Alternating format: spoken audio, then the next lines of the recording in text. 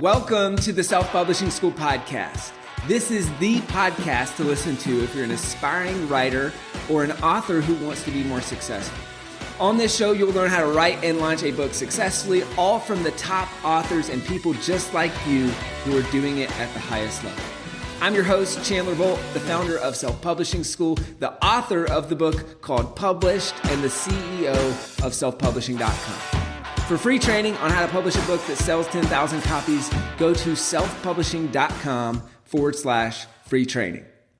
Hey, Chandler Bolt here, and joining me today is Dr. Shefali Sabari. Dr. Shefali is the author of 4 books, 3 of which, well, actually more than that at this point, but 3 of them are New York Times bestselling books, including her landmark books, The Conscious Parent, The Awakened Family, and her new book, brand new, hot off the presses, The Parenting Map, which if you're watching on the YouTube channel, you can see that beautiful cover. She's an expert in family dynamics and personal development and teaches courses around the globe. In our talk today, we're going to talk about all things books. We're going to talk about, there's a lot to cover. She's got multiple books with over 1,000 reviews on Amazon, launching books super successfully, has published 2 books in the last 2 years. How do you do that? The holy grail of getting an interview with Oprah. How do you do it? There's so much stuff to talk about. Welcome. Great to have you. Thanks for having me. Yeah, you're keeping track. I'm not. I was like, I did 2 books in 2 years. Okay. So I guess for starters, why books? Like why are books such an important part of your brand and your business as a whole? I love to write. And I think at my core, I'm a writer. I don't really think well without writing it out. That's just my happy place when I'm creative, and I love it. I didn't know I would love it so much, but I really love it more than almost any other aspect of my business, which is mostly public speaking or teaching or, running an institute. I like to write because I'm an introvert at heart, so I get to sit on my own, and writing is really special for that, for introverts. Yeah. And did it start, like, which came first? Did you start writing the books and then the books became really popular and then that's kind of spurred on more speaking and so forth? Or was it the opposite? Were you speaking, teaching, training, and then you kind of synthesized that into the books? I think I use the books as a strategy to kind of be the business card, and then realize how much I love writing. And how easy it came to me, right? I knew I had a passion for it, but I didn't know I would be so prolifically able to execute. But I used it as a strategy. So it was definitely more from my mind, more mental strategy thing of like, you got to write a book, that's how you get in. And it's the truth. People want to see a book. It gives you legitimacy. It stamps your name in the profession. But I also do tell people that not everyone needs to write one and not everyone should write one. Please don't write one unless you really have something important, a message that you feel passionate about.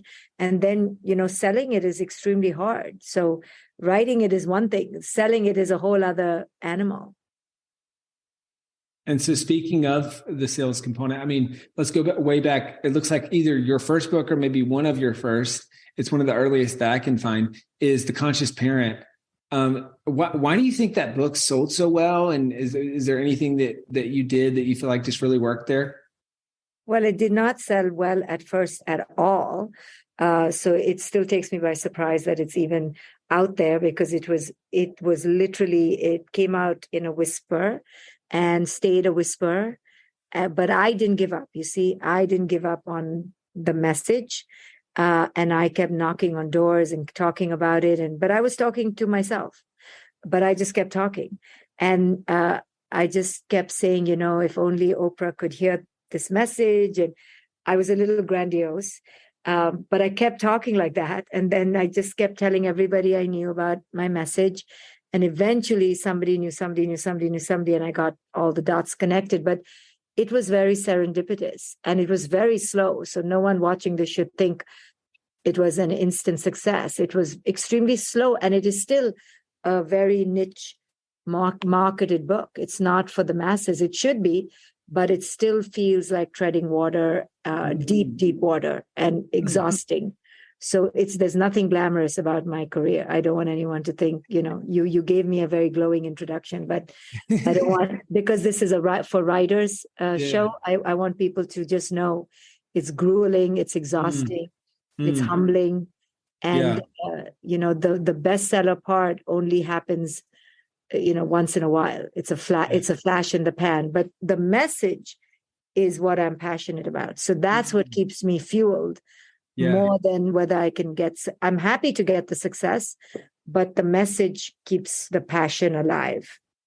That's cool. I love that you shared that, because we call this is like the Lamborghini launch versus the Toyota Camry book. And like the Lamborghinis, that's what it's like. It's flashy, it's sexy. It's like the launch week where you sell all the books, but then it's gone, right? But then the Toyota Camry, that sounds more like what you did, which is like, those things just keep going and going and going. And there's the long tail, and then there's the substance. And do you want to write a book that's a flashy book, which is sexy, or you want to write a book that's truly making impact? And sometimes you want to write the flashy book because it gets attention. So that is the lure of the ego. But if you're really sincere, you want to write a book that has long-term, like deep impact and long-term impact. So that's that. I know my books do that, but I definitely lose out on the flashy, sexy look, That's funny. Now, you talked about kind of the slow burn of getting the conscious parent off the ground and getting it selling. Was there a tipping point, or was there you said somebody knows somebody who knows somebody? Like, was there a moment where you're like, oh, okay, now this is really picking up steam, or kind of an inflection point at all? Well, everything is leading off something before it.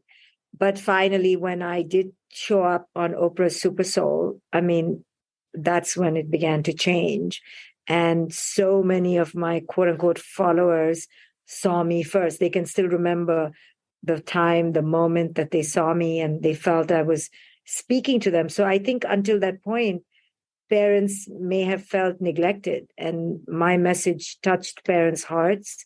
And they all, so many mothers especially were resonating, echoing this sentiment that, oh, when I heard you speak, you spoke to me directly. It was as if you were talking to me. And so that gave me a platform. So that was definitely the inflection point. Got it. And how did that happen? What's the story there?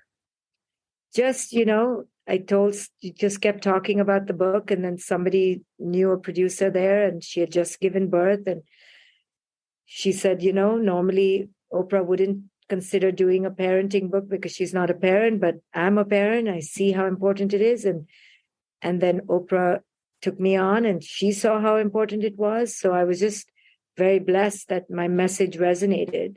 It is a very beautiful message. It's not really, it doesn't belong to me, so I can say it.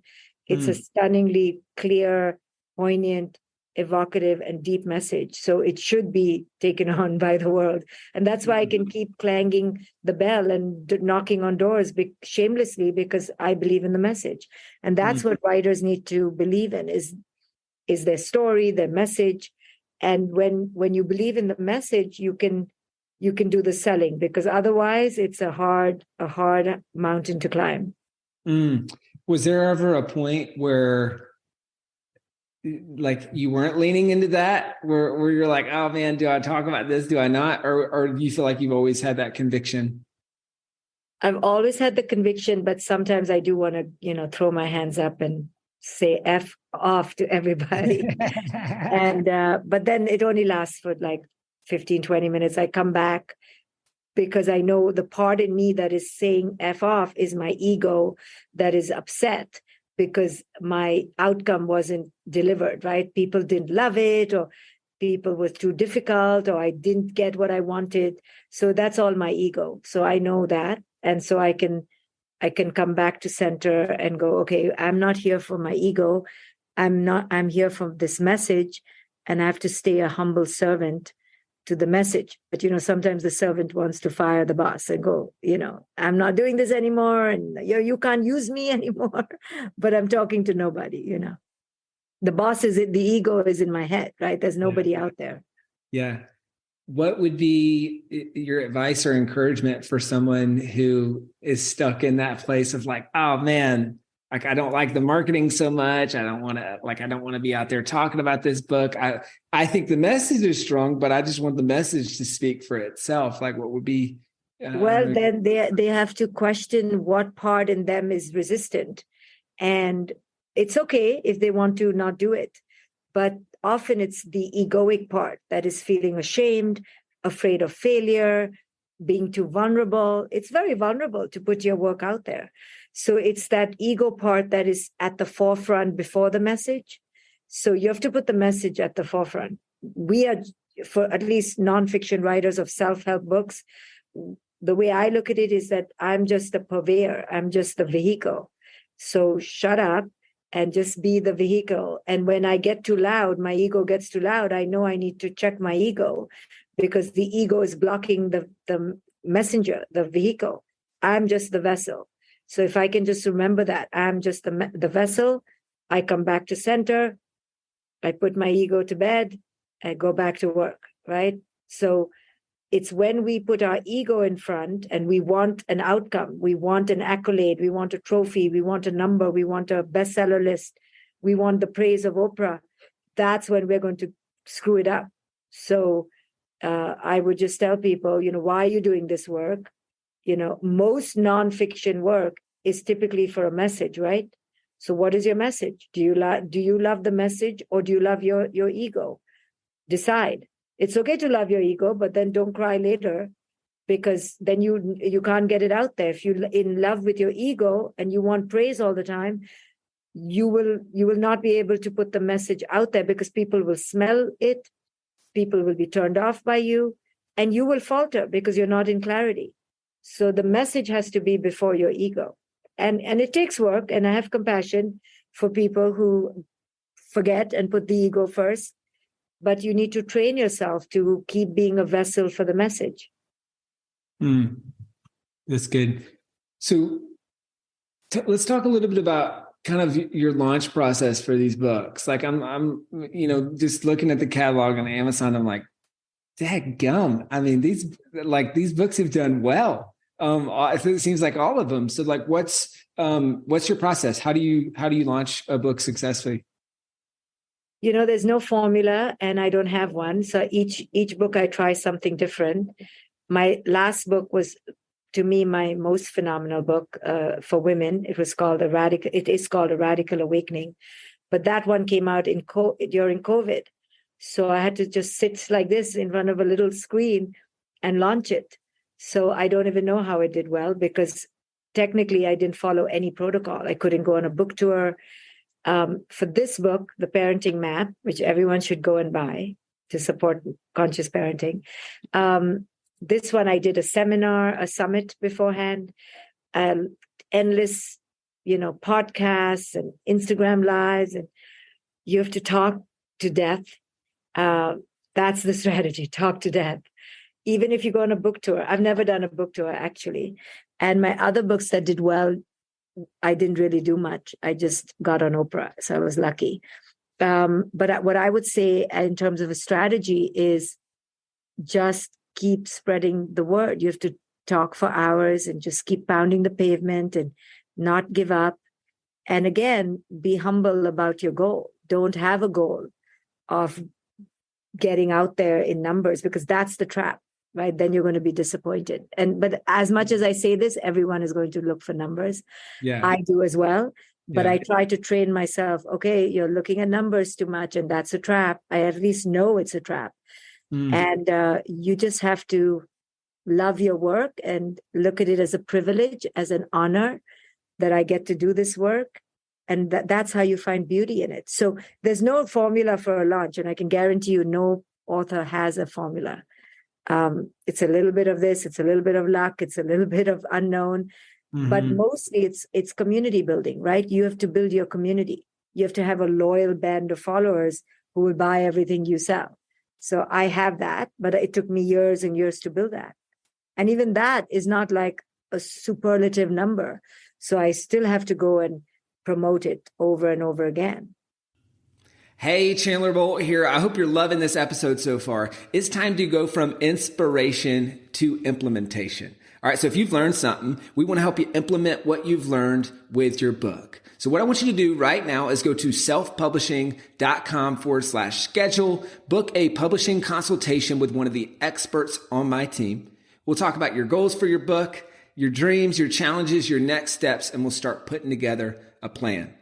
All right, so go to selfpublishing.com/schedule, book a call with the team. Let's see how we can help with your book.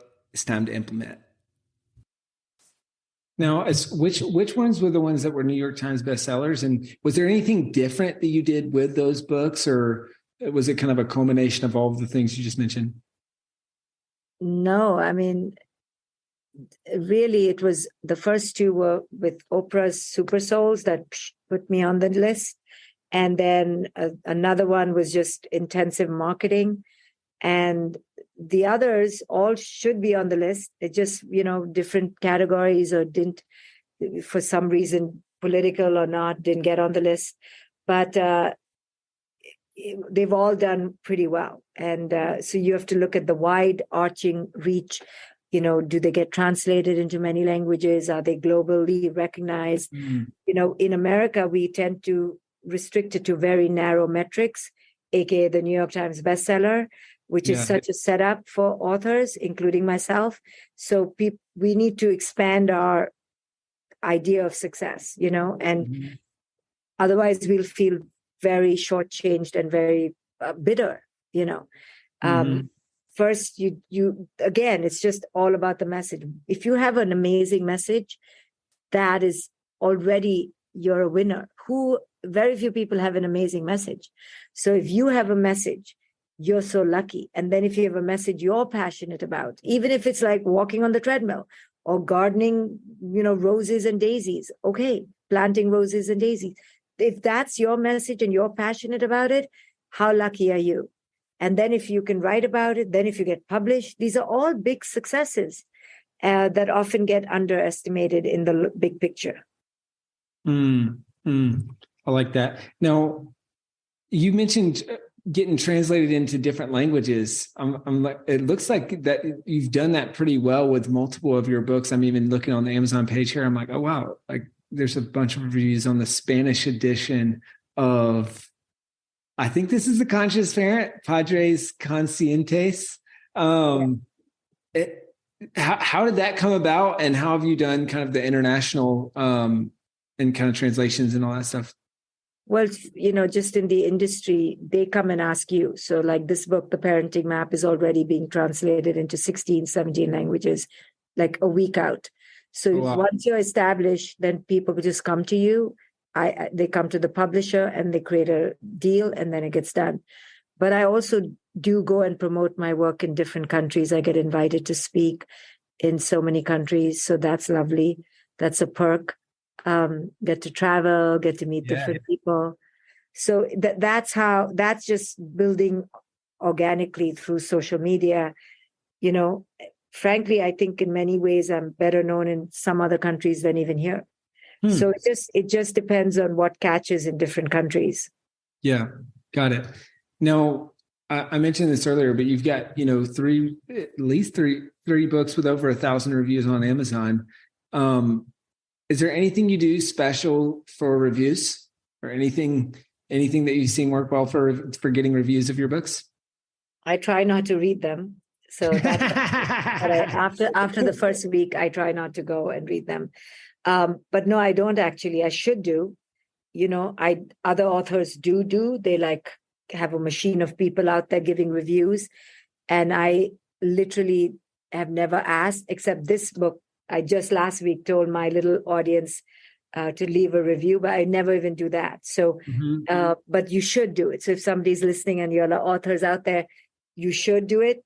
And I don't do it, but if you can recruit your audience to go leave reviews, that's a good thing. And there's no shame in doing it if we're not forcing them. What I've learned through this process is it's okay to ask. It's okay to sell. Again, if you come from a clean place and you believe in your message, it's okay. No one is going to be more passionate about your book than you. So if you think somebody else is going to be more passionate and you wait for that person or you depend on that person, nobody, not your children, not your partner, not your best friend.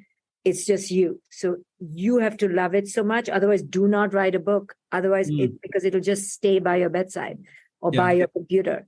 You have to love it so much that you're willing to put your vulnerabilities aside and go sell, which is a very vulnerable making process. Like holding the book up like this. I hate doing it, right? I have to keep going, buy the book, buy the book. I don't like to do it, but I'm like, F it, I have to do it. So, so this is the way you just have to put your ego on the side and just be a shameless salesperson, because otherwise the book will not be sold. It will not sell itself unless you're an actress or actor in Hollywood or on TV all the time. Well, and the book, if the book is not sold, it can't be read. And if the book is not read, well, then it's not going to change people's lives like you want it to, right? And so it's a precursor to the other stuff. So 2 follow-ups on that. One is, can you hold up both of those covers? We were talking before the interview. I thought this is I've never seen this. You're giving away my secrets, but I'm happy to share. Smart. So this is the regular cover, but this does not look good on Instagram. On Instagram, it's inverted. But one of my best friends told me that I need to do this. So I did this, which is you just have to invert it and print it out. And then I tape it on the back. Oh, that's so cool. But then on Instagram, people can read it. So if you're an author, I don't know why people don't do this. I told my publishing house that they should send this cover with that cover. Yeah. At least one. I had to go make it on my own. So on Instagram, people can read it. Yeah. People cannot read backwards. That's super smart. Well, and you're seeing the cover of her new book. Check it out, The Parenting Map. We'll talk about that in just a second. Yeah, there it is. Now you mentioned, hey, you got to talk about the book. You got to sell the book. Unless you're an actress or something, it won't sell. And I noticed on your books, you've got just awesome endorsements. And it's not like, I feel like a lot of books, it's like, all right, this is like the standard cast of characters that are other authors that you see on the endorsements that are like on the endorsements for everything, right? It's very eclectic and different. And 2 names that stood out, I'm like, hold up, Alicia Keys and Eva Longoria, what? How did those happen? And really within that, like any tips for authors who are searching for kind of that bigger name endorsement? How do you do it? Oh, don't look for big name endorsements. If it happened organically, they were following me. So then, you go and look at your followers. You're like, what? Eva Longoria is following me? I didn't even know. So then they follow you and then you go, hey, and then they go, hey, back. And you're like, why are you DMing me? So it happens organically. Please do not look for it because it will not happen. So the only way it can happen again is if you spread your word. Now also be realistic. If you're writing a book about daisies or chicken on a skewer, you may not get such a wide reach, right? So be realistic. The reason my work has reached so many people is because it touches people at the heart of their families, right? So I'm quote unquote lucky that I happen to fall on a message that touches a universal heart. But don't be disheartened if your message is about playing cricket or, distilling water or sewing teddy bears together. That's you. So honor that. And you'll just have a smaller niche, but don't forsake it because that's what makes you filled with integrity. I do this. I didn't know it would be so wide reaching. I did it because it moved me so much. And that's what you have to find, a message that moves you so that you can stand with integrity and then be tireless in your passion. But don't look for somebody else's message because it won't be sustainable. That's good. Oh, I want to talk about just kind of the prolific content creation. I mean, I was looking at I looked at your last book. I'm like, okay, well, hold up. That launched on May 18th, it's the day after my birthday. That's how I remember it. Happy birthday. In 2021. And then I'm like, all right. And then the new book, I'm doing some mental math over here. I'm like, all right, that launched in February of 2023. So just recently at the time of recording this, I'm like, all right, a little bit of math. That's not even 2 years between those books. How in the world do you do that? Some people can sing, I can write. That's simple. You probably have your own talent. So I'm not going to aggrandize it, but that's just my talent. I could write a book in the next 3 months. I could write starting now, be done in 3 months. I have so much to say. So I love to write. It's like people who love to paint, they can paint a painting every week. I'm like that. So it's nothing extra special than that. I love it so much. In fact, I have to hold myself back from writing the next book because then people won't take me seriously because they'll be like, oh, you can just keep writing, but I can. Oh, like it would be too frequent with publishing? I think because then people will be like, oh, now she's come up with the 10 tips on how to da-da-da. I mean, I can literally keep writing every 3 months, whole new book for 360 pages, quite impeccable, quite creative. I love it so much. I have to hold myself back, but I can still write for myself. But in terms of writing the next book, I have to hold myself back because you have to give each book time to percolate, to germinate. But I'm like done with this, ready to do my next book. But again, if you want to be in the industry, you have to be strategic. That makes sense. And that's something I feel like a lot of our authors, the ones who are, more prolific like you, who are always wanting to write the next book, kind of struggle with is balancing that. Like, all right, how much time do I spend writing the next one versus promoting the one that I just launched and really continuing to talk about that? How do you juggle those two things? Well, I think you have to look at it like a child, I'm just giving a symbolism of, a child. You can't just like dump this kid and go to the next one, right? So you have to like raise this one a little bit, nurture it a little bit. You can't just be like, okay, goodbye. So I want to spend time to stay wedded to this for a little bit, even though frankly, I'm ready to move on.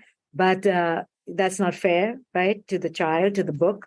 So you want to give a 2-year gap. I did this one very fast, but typically 2-3 years is a good amount of time, I think. To leave. And then also you want to grow, you want to mature. So even though I could write the next book now, I want to be at another stage of wisdom to write the next book. So I want to wait because I'm growing so much from this book. I want the growth to sit within me, and then our next book will be even more wiser. So I want to give some wisdom, some new wisdom in my next book. Cool. I like that. Tell us about the new book. So what's it about and who's it for? We'll start there. And then I want to hear some things that you're doing maybe differently with the launch of this new book. So this book is very different. It's the parenting map. It's the how to. The other books were more the what and the why and more theoretical. This is very pragmatic and practical. I really lowered the esoteric nature of my thinking sometimes to make it very tangible and concrete. I give illustrations, I give tables. This is not my style. So I went against my style to write a book that I felt that the audience needed more than I needed. This book is really a service book for the audience more than for my heart because of the style. The style was more strategic of what parents needed versus what Shefali needed, right? So I was like, this is for the parents. So very, I went against my instincts. My instincts are just to write very heavy, theoretical, deep stuff. So I did that in the other books. So I said, okay, now don't do you so much, do less of you and more of what the audience wants from you. And so I had to stretch myself. I had to go into an uncomfortable place and make acronyms and steps and exercises and prompts. This is not who I am. But I did it because I wanted to give the audience what they needed for a change instead of just indulging my creative potential. Got it. And how has the response been to that so far? But so far, it's been good. And, it's just a week out, so I'll know more as we pick up. But so far, people say that they're loving it, the simplicity of it, the concreteness of it. And I just hope it helps people. So far, it looks like it is. So, and I definitely think it will help people. Cool. What is there anything, I know you mentioned earlier, hey, I kind of do this a little bit different and test new things on the launch with each book. Is there anything that you've done differently with the launch of this book, or anything that you feel like has worked especially well? With this book, I did a summit. So I gave that as an incentive, and it was hugely successful. Like many sales all over the world. So that's one way people can go about it, or they can go on a book tour. But again, before you even want to sell the book, you have to have an audience. So you have to build a relationship with the audience. So I have a very good relationship with my audience.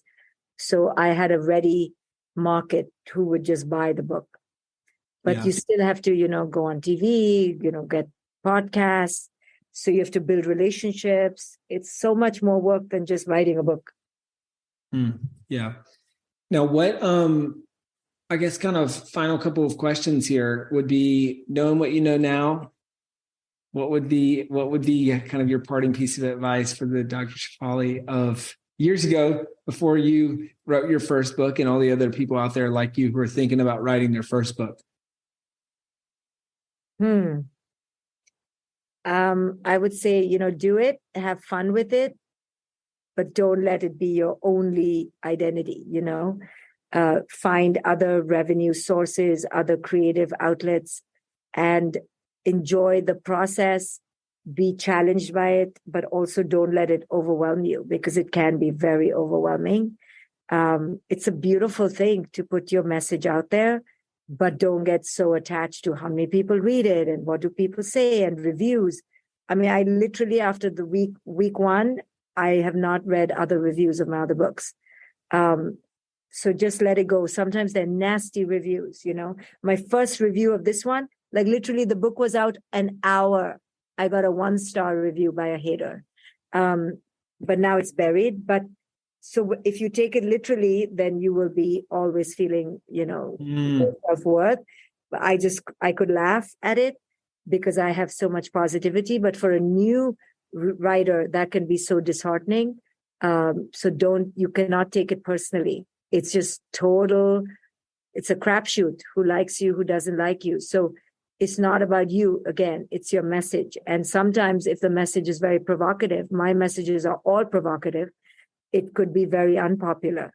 I don't write mainstream stuff. I write provocative things. I don't write easy things. So for me, I get more resistance. So just be prepared. If you're going to write something that is not popular, you will get a lot of resistance, and you have to deal with that and be strong. I like that. First time I got a 1-star review, my brother, he's in the music industry, and he's like, "Chandler, first off, congratulations. Right. Welcome. Welcome. Yes. This means you're making it. This is not just your mom and your grandma reading this thing anymore. Right. But also this is someone leaving a review on your book, not on you as a person." And this is an important distinction, right? It's just like we celebrate. It's kind of like this thing in our communities. Like, we now celebrate your first 1-star review. It's like a rite of passage. It's like, that's great. Because now you've reached, you actually reached a broad audience, and people, not just people that you know. Very good. Yeah. It's the scratch on your Ferrari, you got to have to just get it over with. And then you survive. And then you're like, oh, okay. And it really is nothing to do. It is not even about your writing. It's about how your writing matches their belief. So it's so not about you at all. But it's also good to take feedback, in the beginning, I used to read it just to get feedback to get the pulse of the audience. So it is good to take the feedback, but not take it as a self-condemnation or, as a mirror of your worth. Just take it as a pulse of, who's out there? What hits their bone or the raw nerve? And what can I learn from that, as in terms of who my audience is or is not? But it's nothing to do with even your style of writing or you per se. That's good. Well, this has been awesome. Where can people go to buy your book, get a copy of the new book, or learn more about you, or whatever would be most helpful? They can go to DR for Dr. Shefali, SHEFALI.com. You can put it in the notes as well. But thanks a lot. That was so great to talk to you and other authors. I love talking to other authors, and hopefully they got some insights and will keep writing away and not give up on their passions. For sure. Well, hey, check out the site, drshefali.com, and check out the new book, The Parenting Map. Grab a copy, check it out. Thank you so much. Thank you. Thank you so much for watching or listening to this episode of the Self-Publishing School podcast. I know there's so many places that you can be spending your time. There's other podcasts that you could be listening to, YouTube channels that you could be watching. So thank you so much. It means the world. Now, I want you to do 3 things right now if you found this episode helpful. All right, number 1, I don't know if you know this, but we've got a YouTube channel. It's a companion channel to this podcast. All the video versions of the episode are on the YouTube channel. So number 1, subscribe to the YouTube channel. Number 2, if you're listening to this podcast wherever, whether this is Spotify, Apple Podcasts, number 2, I want you to subscribe to this podcast right now so you don't miss a future episode. And then number 3, this is probably the most important, leave a review on the podcast. All right, reviews are super important and help the podcast get discovered by other people.